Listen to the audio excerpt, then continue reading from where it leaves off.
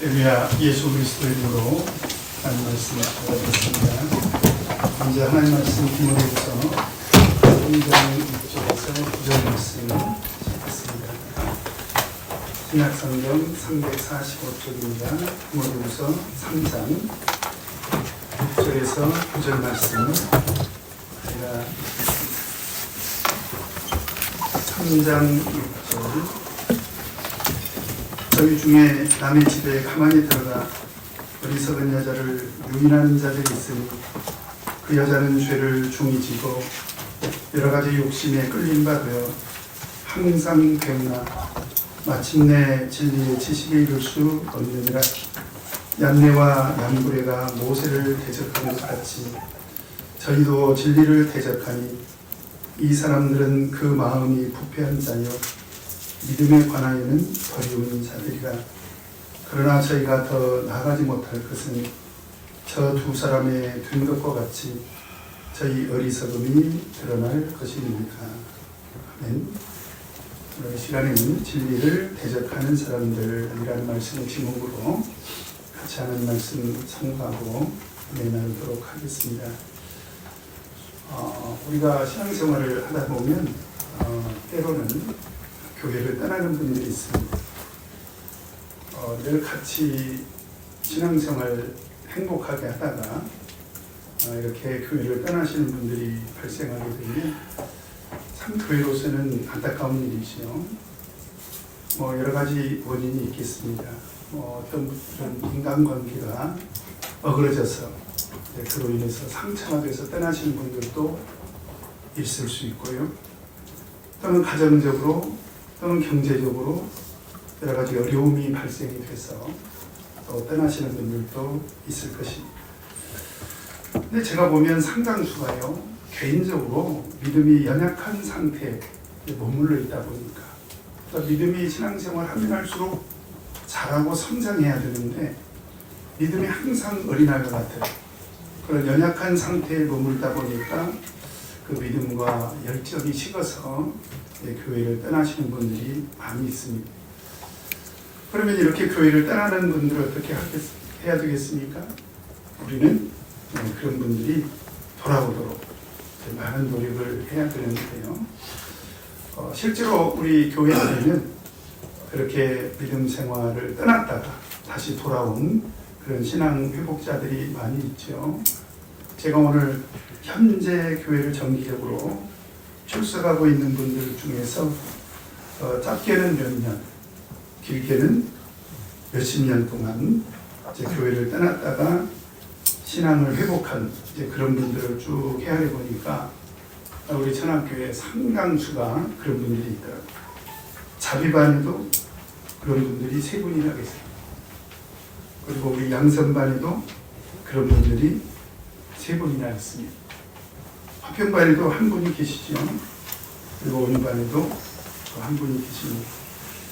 사천부에는 3명이나 있고 또 우리 대학부에 1명이 있습니다. 합쳐보니까 12명이나 돼요. 그러니까 한번 생각해 보면 그런 분들이 교회를 떠난 것은 참 안타까운 일이고 그때는 우리에게 굉장히 고통의 시간이었지만 또 극적으로 그런 분들이 신앙이 회복이 돼서 하나님 앞에 이렇게 돌아온 것은 얼마나 감사한 일이냐라고 하는 것을 알 수가 있습니다. 그래서 야고보서 5장 20절에 보면 너희가 알 것은 죄인을 미혹한 길에서 돌아서게 하는 자가 그 영혼을 사망에서 구원하며 허다한 죄를 덮을 것이니라. 그러니까 믿음에서 떠난 사람들을 돌아오게 하는 일이 얼마나 소중한 일이냐라고 하는 것입니다.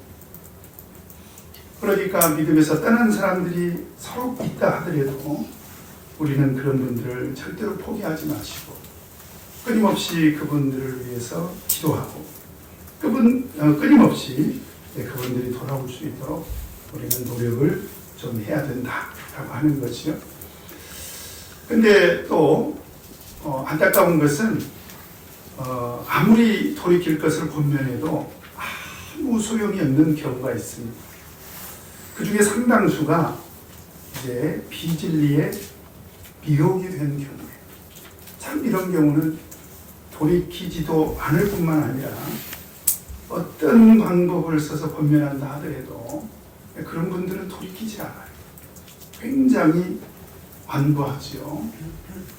뿐만 아니라 그렇게 비진리에 미혹이 된 사람들은요, 오히려 우리 참예수교회 안에 남아있는 사람들을 불쌍히 여겨요. 그리고 심지어 뭐라고 얘기하냐면 거기는 구원이 없으니까 빨리 나오라고 이렇게 충동질도 하는 경우를 봤습니다. 이럴 때 우리 순진한 성도들은 많은 혼란을 느끼죠. 왜냐하면 그렇게 비진리에 미혹이 돼서 교회를 떠난 사람들이 교회 안에 남아있는 사람들을 불쌍히 여기고 참예수교회가 심지어 구원이 없다고까지 이렇게 주장을 하니까 그러면 도대체 누가 옳으냐, 그리고 무엇이 진리냐, 이런 부분에서 혼돈을 느끼게 된다라고 하는 것입니다. 또 믿음이 연약한 사람들은 어떻게 참교회에서 이런 일이 일어날 수 있냐, 그래서 굉장히 충격을 받습니다. 그리고 그로 인해서 시험에 들기도 하는 거죠. 근데 이제 오늘 말씀을 통해서 우리가 알아야 되는 것은 이런 현상은요, 지금 우리 참예수교회 안에서만 일어나는 것이 아니라 사도교회 당시에도 일어났었다라고 하는 것입니다. 오늘 8절에 보니까 얀네와 얀브레가 모세를 대적한 것 같이 저희도 그랬습니다. 그것은 그때 당시에 사도교회 안에 어떤 사람들이 저희도 그랬죠? 뭐라고 되어 있습니까? 진리를 대적하는 사람들이 있었다고 하는 것입니다. 그러니까 우리가 교회 안에서 이런 일이 일어날 때 물론 심정적으로 생각해 보면 굉장히 당황스럽고 굉장히 충격적인 일일 수 있지만, 그러나 오늘 말씀을 통해서 우리가 알아야 될 것은 역사적으로 사도교회 안에서도 이런 일이 일어났었다라고 하는 것을 들여다보면서 우리는 그 일이 일어나게 된 원인을 정확하게 아는 것이 중요하다라고 하는 것입니다.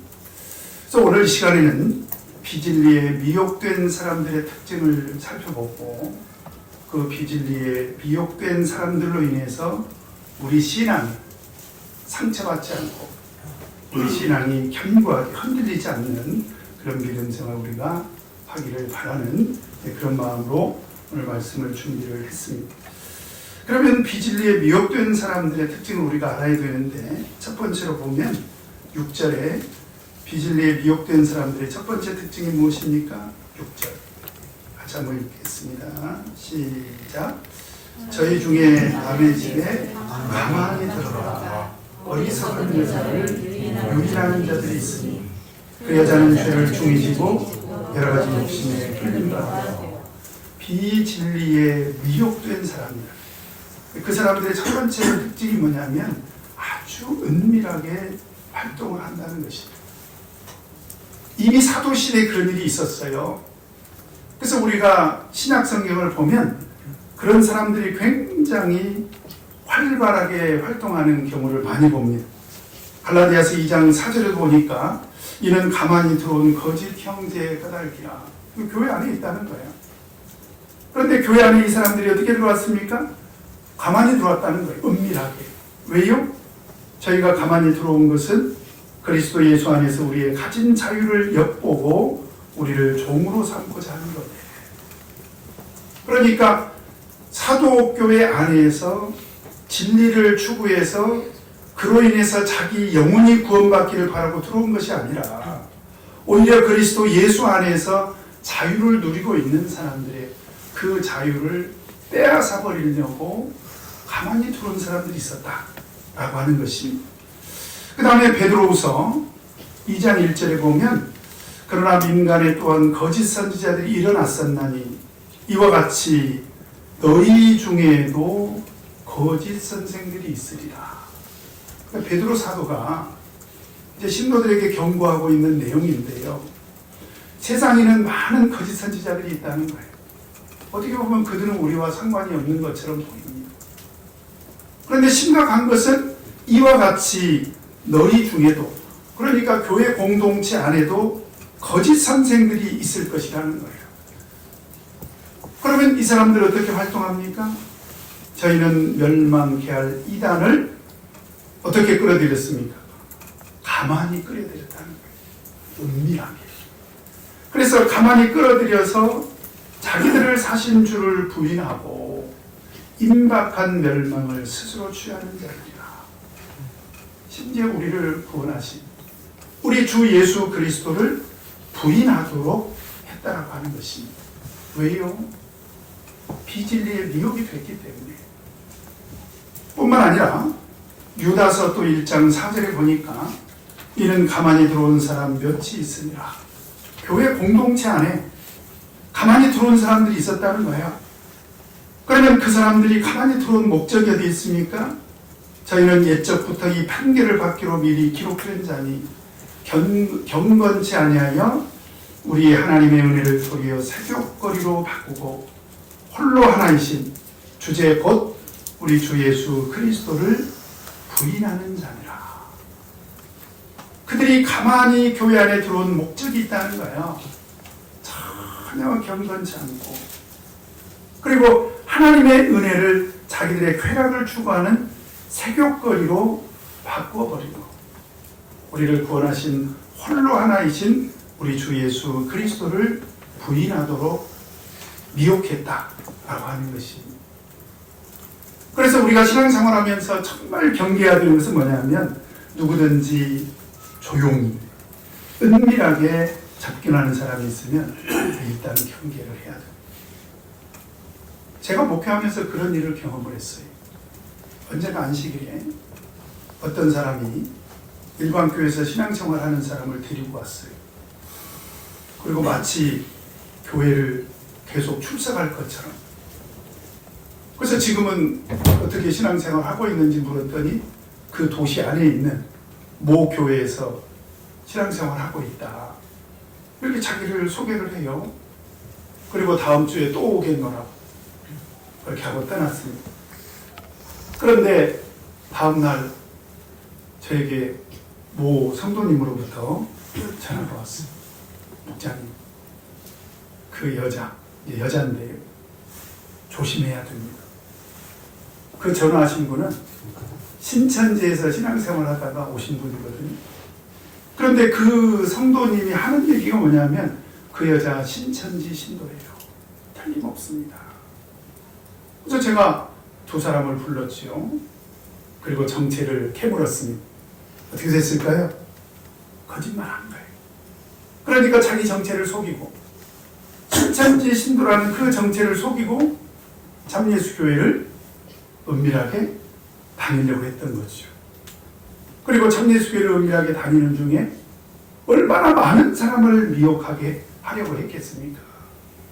그래서 제가 그 사람을 불러다가 엄히 꾸짖으면서 제가 이렇게 혼냈습니다. 당신이 믿고 있는 하나님은 거짓말하라고 가르치더라.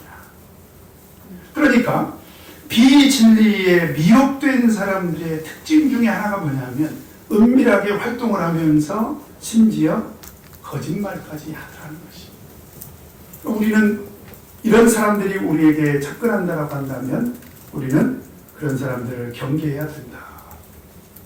여러분, 우리가 성경을 보면요, 진리의 역사는 거짓이 없습니다. 진리의 역사는 은밀하게 활동하는 법이 없어요. 여러분, 성경을 보세요. 예수님이 세상에 오셔가지고 몰래 전도했습니까? 은밀하게 전도했습니까? 다른 사람들 아무도 모르게 몰래 이렇게 전도활동하시고 진리를 전하시고 복음을 전파하셨습니까? 그렇지 않아요. 예수님은 제자들에게도 온 천하에 다니며 만민에게 복음을 전파하라고 했습니다. 그러니까 참을 전하는 것은 공개적으로 당당하게 떳떳하게 하는 거예요. 심지어 제자들은 그렇게 당당하게 공개적으로 활동하다가 어떻게 핍박을 받았습니까? 사도행전 4장 18절에서 20절을 보면 그들을 불러 경계하여 도무지 예수의 이름으로 말하지도 말고 가르치지도 말라. 누가요? 권세자들이.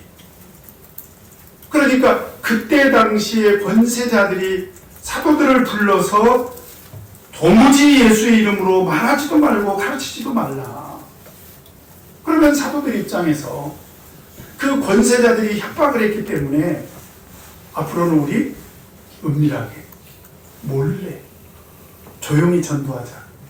그렇겠습니까? 절대 그렇지 않습니다. 19절에 보면 베드로와 요한이 대답하여 가로되 하나님 앞에서 너희 말 듣는 것이 하나님 말씀 듣는 것보다 옳은가 판단하라. 우리는 보고 들은 것을 말하지 아니할 수 없다니. 왜요? 참은요. 참은 다시 말하면 진리를 전하는 것은 누군가가 협박하고 누군가가 핍박하고 누군가가 목숨을 위협한다고 해서 포기할 수 있는 것이 아니다. 그래서 우리가 성경을 통해서 알 수 있는 진리의 역사는 뭐냐면 참 진리는 그 진리를 지키기 위해서 그리고 그 진리를 전하기 위해서 목숨을 걸 만한 가치가 있는 것들이다. 여러분 그걸 아셔야 돼요. 참이지요? 진리지 않습니까?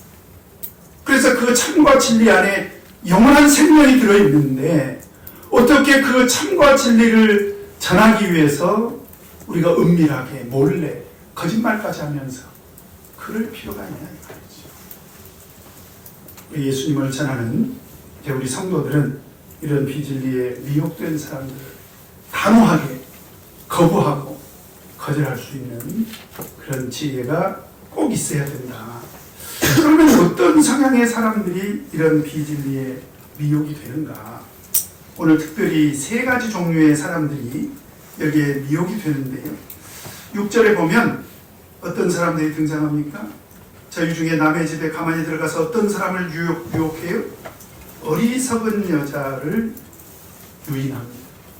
어리석으면 미혹이 돼요.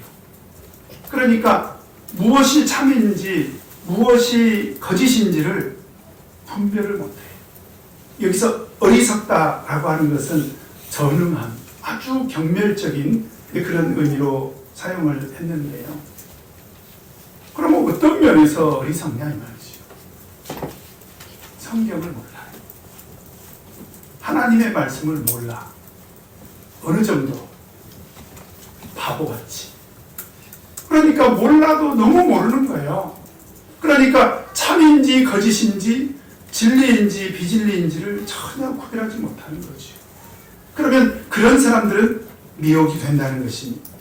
뿐만 아니라 6절에 보니까 저희 중에 남의 집에 가만히 들어가 어리석은 여자를 유인하는 자들이 있으니 그 여자는 죄를 종이 지고 여러 가지 욕심에 끌린 바 되요.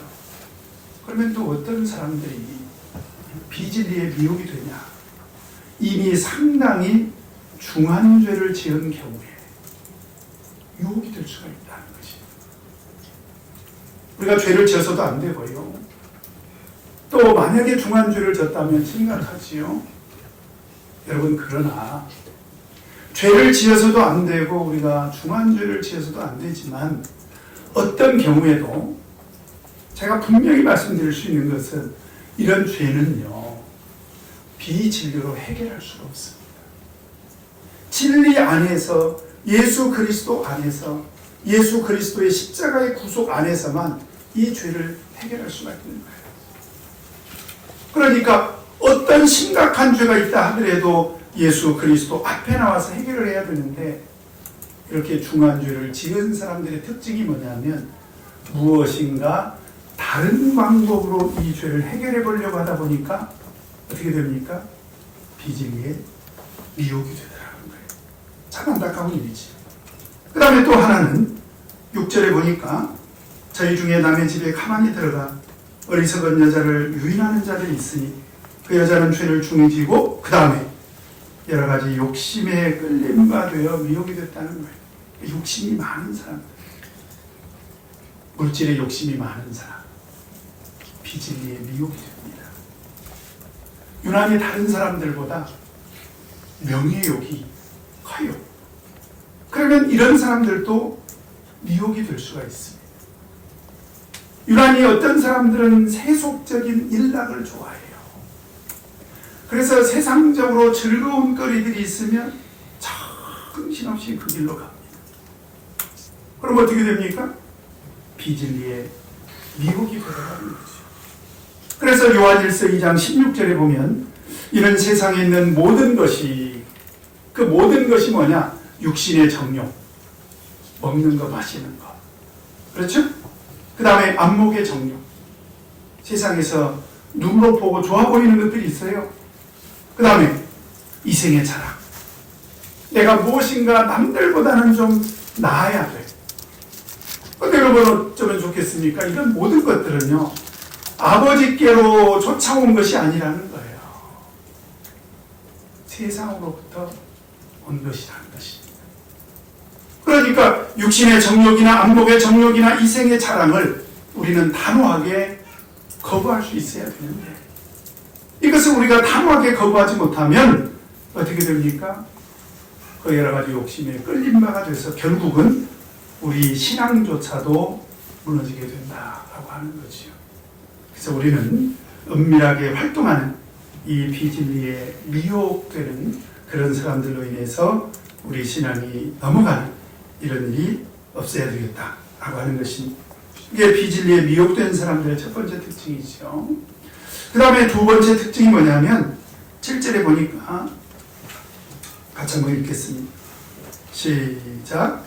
항상 배우나 마침내 진리의 지식에 이를 수 없느니라. 겉으로 보기에 그렇다. 겉으로 보기에 열심히 진리를 추구하는 것처럼 보여요. 그러니까 열심히 진리를 추구하는 것처럼 보이는 것 중에 하나가 뭐냐면 열심히 공부하는 거예요. 그래서 성경을 열심히 봐가지고 열심히 성경을 연구하고 진리를 추구하는 것처럼 보여요. 근데 문제는 뭐냐면 이런 사람들에게 한계가 있다는 거예요. 그 한계가 무엇입니까? 결정적으로 마침내 진리의 지식에 도달했다, 도달하지 못했다, 도달하지 못했다. 그러니까 공부하면 할수록 이 사람들에게는 하나님 말씀이 독이 되는 거예요. 제가 그런 일을 경험을 했습니다. 제가 청년 시절에 같이 교회 안에서 신앙생활을 했다. 참 열정적으로 성경 공부를 하는 청년이 하나 있었어요. 그런데 이 청년이 매주 청년들 오고 성경 공부를 해요. 성경 공부팀을 만들어서. 그래서 제가 그 모습을 보고, 제가 그 교회에서 교회 교육 책임자로 있었기 때문에 막 늘 격려해주고, 그리고 어떻게 해서든지 성경 공부가 활성화될 수 있도록 이렇게 여건을 만들어주고 했는데, 어느 날부터 교회 안에서 이상한 이야기가 돌기 시작했습니다. 성경 공부 자리에서요, 우리 참예수교회는 중생의 교리가 잘못됐다는 거예요. 중생이 뭐예요? 거듭나는 거잖아요. 근데 우리 참예수교회는 예수 그리스도께서 하신 말씀, 물과 성령으로 거듭나라고 했지 않습니까? 그래서 예수 그리스도 이름으로 세례를 받을 때 하나님의 자녀로 다시 태어나는 그런 중생의 역사를 우리는 믿고 있는데, 이 친구가 아주 근사하게 얘기를 해요. 어떻게 이야기를 하냐면, 아니 어떻게 예수 그리스도가 구주이신지, 그분이 우리 죄를 위해서 십자가에 달리신 것조차도 깨닫지 못하고 어떻게 하나님의 자녀로 거듭났다고 말할 수 있느냐. 그러니까 예수 그리스도께서 우리를 위해서 십자가 위에서 피 흘려 돌아가셨다고 하는 그 사실을 깨닫고 예수 그리스도를 인격적으로 만난 사람만 하나님의 자녀로 거듭나는 것이다. 상당히 근사하지요. 우리 안 그래요? 말로는 근사해요. 그런데 성경적인 근거가 있어요, 없어요? 없지요. 성경적으로는요, 어린아이에게도 세례를 베풀라고 했어요. 사도행전 2장 38절에 보면 어떤 말씀이 있습니까? 너희가 회개하여 각각 예수 그리스도 이름으로 세례를 받아라. 그리하면 성령을 선물로 받으리니 이는 너희와 너희 자녀와 그랬습니다. 그러니까 예수 그리스도 안에 있는 십자가 구속의 은혜는 예수 그리스도께서 우리 죄를 위해서 십자가 위에서 피 흘려 돌아가셨다는 사실을 깨닫는 것이 중요하긴 하지만, 그렇다고 해서 그런 사람들만의 전유물은 아닌 거예요. 예를 들어서 우리 유나 자매는 엄마 아버지가 나를 낳아주시느라고 정말 수고하셨구나, 정말 고맙네, 우리 엄마 아빠 최고야. 이걸 언제 깨달았어요? 한 살 때? 천재지. 그러면 2살 때? 3살? 초등학교 때도 왔다 갔다 했을 거예요. 어느 날은 엄마가 혼내니까, 이거 우리 엄마, 이거 새엄마 아니야, 이거? 진짜 나를 낳은 엄마 맞아? 이럴 수도 있잖아. 그렇다고 해서 엄마인 우리 허연숙 자매가, 야, 너는 내 딸 아니야, 너는 절대로 나는 내 딸로 인정할 수 없어, 그러냐 이 말이에요. 그것은 자녀를 낳은 엄마의 확정 속에 들어있는 거예요. 엄마는 철없는 유나다 할지라도, 예를 들어서 얘기한 거야, 철없는 유나라 할지라도 내가 낳은 딸이 틀림없는 거예요. 그건 누가 확정짓는 거예요? 엄마가 확정짓는 거지. 그러니까 예수 그리스도 안에 있는 하나님의 구원도 마찬가지라는 사실이에요. 누가 하나님의 자녀로 확정짓느냐, 내가 인격적으로 예수 그리스도를 만났을 때 내가 확정짓는 것이 아니라, 우리가 예수 그리스도 합하여 세례를 받을 때 하늘에 계신 하나님께서 우리를 하나님의 자녀로 인정해 주신다는 사실입니다. 근데 그 이야기를 아무리 얘기를 해도 그 청년은 받아들이지 않습니다. 처음에는 유아 세례를 붙잡아더라. 나중에는 참예수교회 세례에 죄사함의 효력이 없다, 이렇게 선언해버리고 참예수교회를 떠났습니다. 나중에 그 교회에서, 제가 이제 목회를 나간 뒤에, 나중에 그 교회에서 같이 신앙생활하는 모 집사님이 그 청년이 너무 귀하게 여겨졌나 봐요. 그러니까 저한테 와가지고, 저는 이제 그 내용을 다 알고 있는데, 저한테 와가지고 삐죽거리면서 교회 지도자들이 정말 귀한 청년 하나를 품지 못하고, 그래서 결국은 그 청년이 교회를 떠나게 했다는 거예요. 그래서 제가 아무 말 없이 그 청년이 떠날 때 저에게 보낸 편지를 보여줬습니다.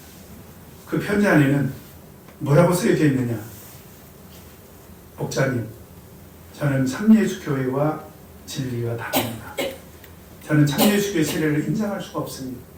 그래서 저는 참예수교회를 떠납니다, 이렇게 써져 있거든요.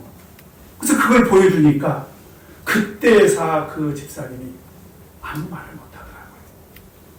여러분, 그러니까요, 열심히 성경 공부한다고 해가지고 그런 사람들이 우리 참예수교의 진리를 확정하는 게 아니라는 것입니다.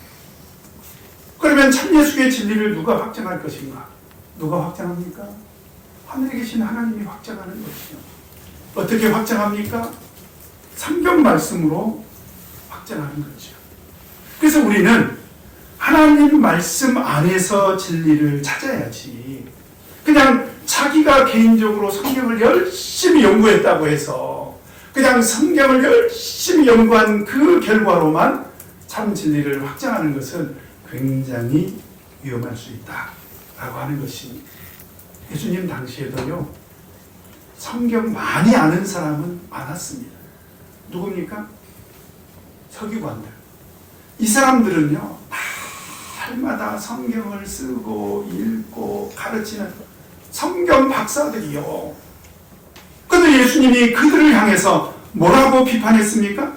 마태복음 23장 15절에 보니까, 화 있을진저 외식하는 서기관들과 바리새인들이여, 너희는 교인 하나를 얻기 위하여 바다와 육지를 두루 다니다가 생기면 너희보다 배나 더 지옥 자식이 되게 하는도다. 서기관들이 얼마나 성경을 많이 알았습니까? 그런데 그들이 성경을 열심히 연구해서 참 진리에 이르지 못하니까 결국은 지옥 자식을 배나 더 만들 그런 어리석음을 범하고 말았다라고 하는 것이. 그래서 진리에 미혹된 사람들, 두 번째 특징은 뭐냐? 겉으로 보기에는 열심히 진리를 추구하는 것처럼 보이지만, 열심히 성경을 연구하는 것처럼 보이지만 결과적으로는 진리의 지식에 이르지 못하는 그런 사람들이 있다라고 하는 것이요. 그런 사람들 우리가 꼭 경계해야 된다. 거리두기를 해야 된다라고 하는 것입니다. 그 다음에 세 번째로 8절을 보면 같이 읽겠습니다. 8절 시작. 얀네와 얀브레가 모세를 대적한 것 같이 저희도 진리를 대적하니 이 사람들은 그 마음이 부패한 자요 믿음의 고난에는 너를 이루는 자들이라. 세 번째 이들의 특징이 있습니다. 이제 점점 처음에는 은밀하게 시작했다가 그죠? 이게 패턴이 있어요. 패턴. 처음에는 자기 생각을 감춰요. 은밀하게.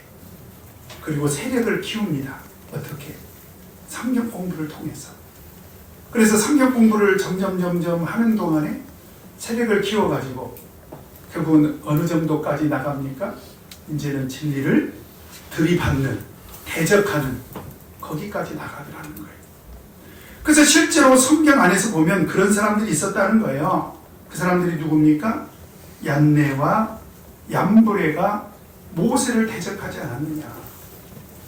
마치 지금도 그때 당시에 바울 사도가 지금 들여다보고 있는 사도교회 안에도 얀네와 얀브레처럼 진리를 대적하는 그런 세력들이 있다는 거예요.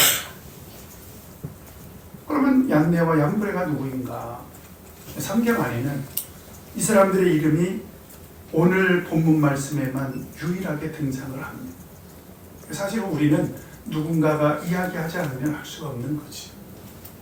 그런데 기독교 초기 문헌에 보면 이들에 대해서 어떻게 소개하고 있냐면 모세를 대적했다라고 하는 걸 보면 모세 시대에 존재했던 비진리를 전하는 사람들이었던 것은 맞는 것 같아요.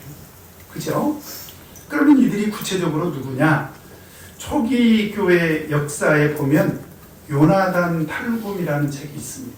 대표적으로 그 요나단 탈굼에 보면 이 책에 등장하는 사람들이 그러니까 얀네와 얀브레가 누구냐면 이집트의 술객들이었다는 거예요. 이집트의 술객들. 이들이 어떻게 모세를 대적했습니까? 하나님께서 모세를 애굽에 보내서 바로왕 앞에서 이적을 행했지 않습니까? 지팡이가 뱀이 되는 이적을 행했습니다. 그때 이집트 술객들이 똑같이 행했잖아요. 그리고 하나님께서 모세를 통해서 10가지 이적을 행할 때 이 이집트 술객들이 첫 번째로 물이 피가 되는 이적, 두 번째로 개구리를 만드는 이적을 이들이 행했잖아요. 그러니까 몇 가지는 따라서 했다는 거예요. 왜? 모세를 대적하려고. 그런데 세 번째 재앙인 이를 만드는 재앙부터는 그들은 전혀 흉내내지 못했던 거죠. 그래서 오늘 9절에 보니까 그러나 저희가 더 나가지 못할 것은 이라고 되어 있지 않습니까? 그러니까 한 번, 두 번은 비진리로 진리를 속일 수 있을진 몰라도 그 얘기입니다. 그런데 그들이 비진리로 사람들을 미혹하는 결정적인 목적이 있다는 거예요. 이게 무엇입니까? 바로 진리를 대적하는 데 목적이 있다는 거예요. 제가 우리 참예수회 안에서 그런 분들을 제법 봤습니다.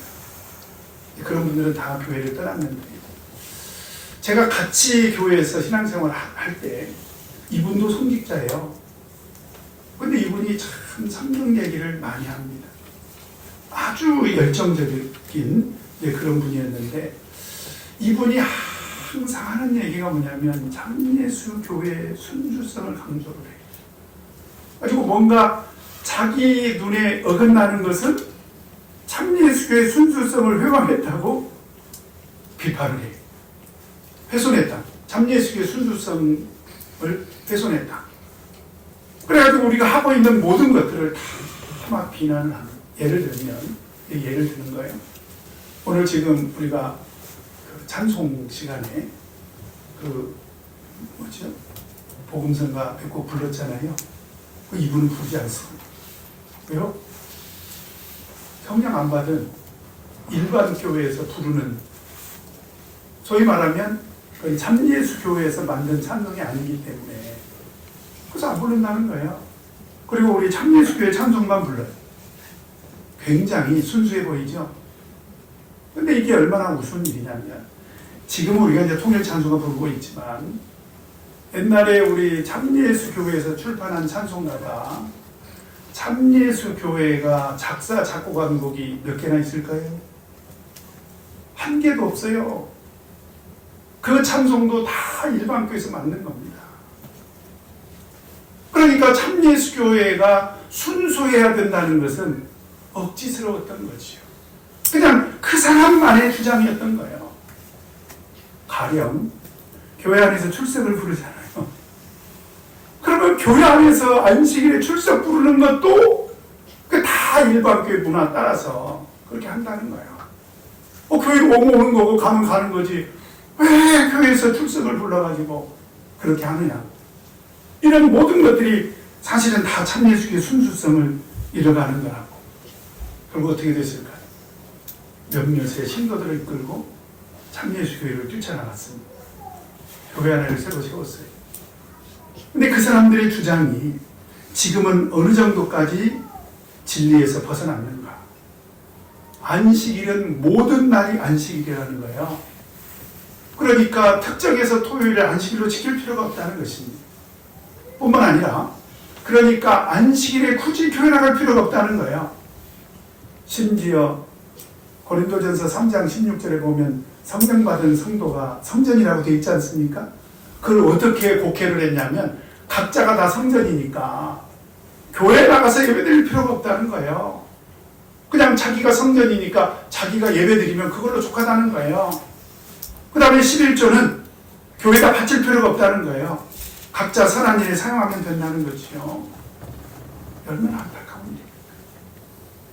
그러니까 처음에는 은밀하게 세력을 모으고 굉장히 열심히 하는 것처럼 보이지만, 그로 인해서 진리를 반드시 대적하는 이런 역사가 일어나더라는 것입니다.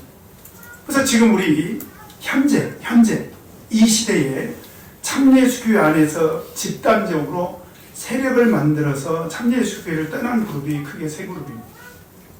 제가 여기서 굳이 교회 이름은 밝히지 않겠습니다. 다 교회를 세웠죠. 다 교회를 세웠어요.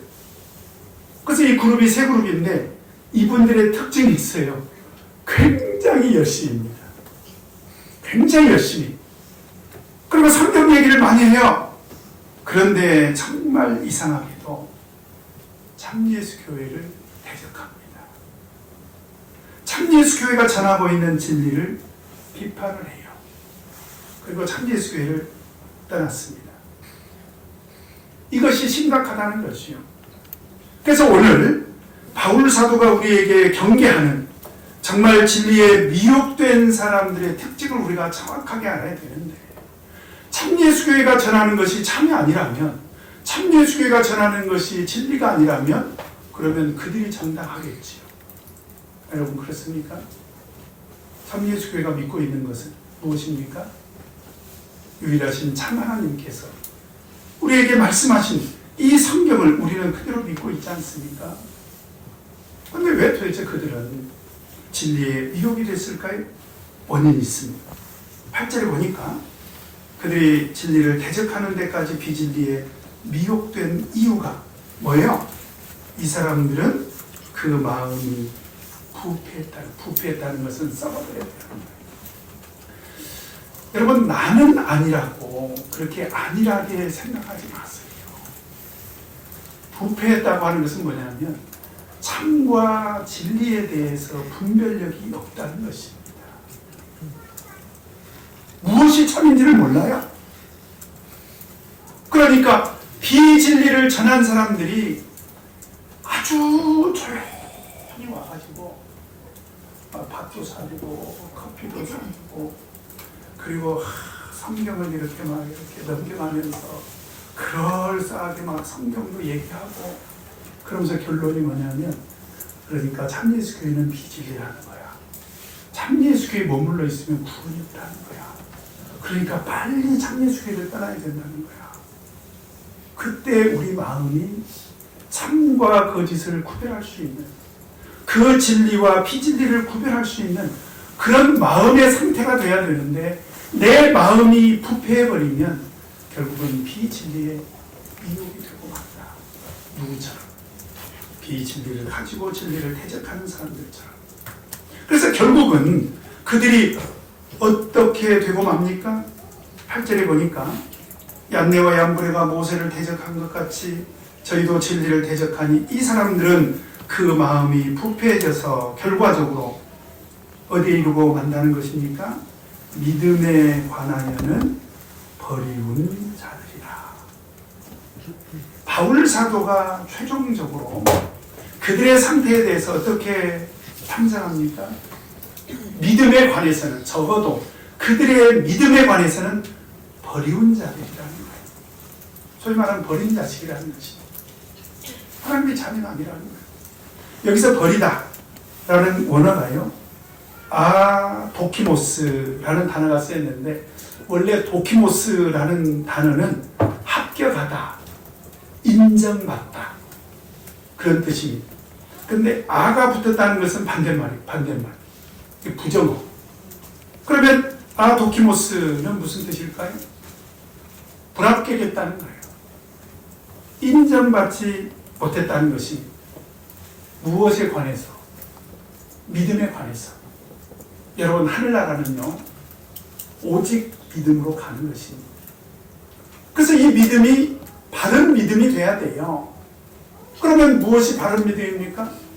하나님께서 보실 때 인정하시는 그런 믿음이 돼야 되는데, 이 사람들은 비진리를 가지고 진리를 대적했기 때문에 결국은 이 사람들은 믿음에 관해서는 하나님으로부터 버림받은 그런 사람들이 되고 말았다라고 하는 거지. 그래서 오늘 이 시간에 우리가 정말 경계해야 될 것은 무엇입니까? 비진리를 가지고 진리를 대적하는 사람들을 우리가 경계해야 된다. 그 사람들의 특징에 대해서 제가 세 가지로 말씀을 드렸습니다. 첫 번째로, 이 사람들의 특징은 은밀하다는 것입니다. 은밀하다. 두 번째로, 겉보기에는 정말 열심히, 또 성경을 열심히 연구하는 것처럼 보인다는 것입니다. 근데 세 번째는 결과적으로 그들이 어디까지 이루고 만다는 것입니까? 비진리를 가지고 진리를 대적하는 데까지 이렇게 가는 거예요. 그래서 결국 그들이 그렇게 이르게 된 것은 그들이 참과 거짓, 진리와 비진리를 구별할 수 있는 마음의 상태가 안 됐다는 거예요. 썩어버렸다는 거예요. 부패해버렸다는 것입니다. 그래서 결국 그들의 믿음은 하나님으로부터 버림받았다. 그러면 우리는 어떻게 할 거냐? 지금 하나님 앞에서 내 믿음을 우리는 돌아봐야 돼요.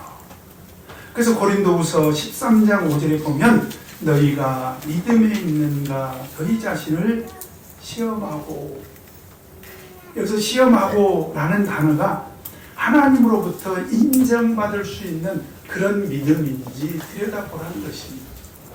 그래서 너희 믿음을 확증하라는 것입니다.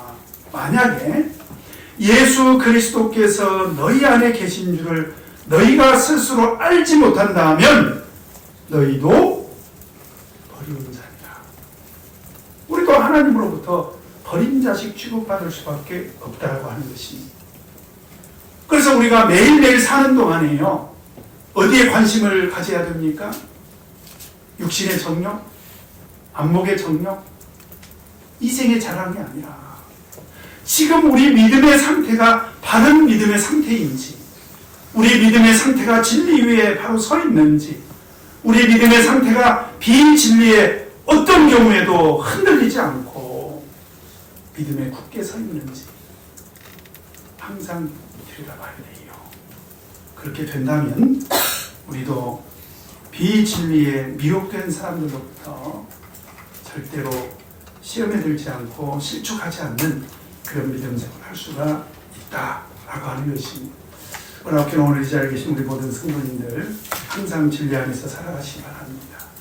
항상 진리 안에서 바른 믿음을 가지시고 어떤 경우에도 진리로 비진리를 물리치는 사람이 돼야지 어떤 경우에도 비진리로 진리를 대적하는 이런 오늘 품에서는 안 되겠습니다. 항상 진리 안에서 깨어있는 저와 여러분 되시기를 예수 그리스도 이름으로 축원합니다.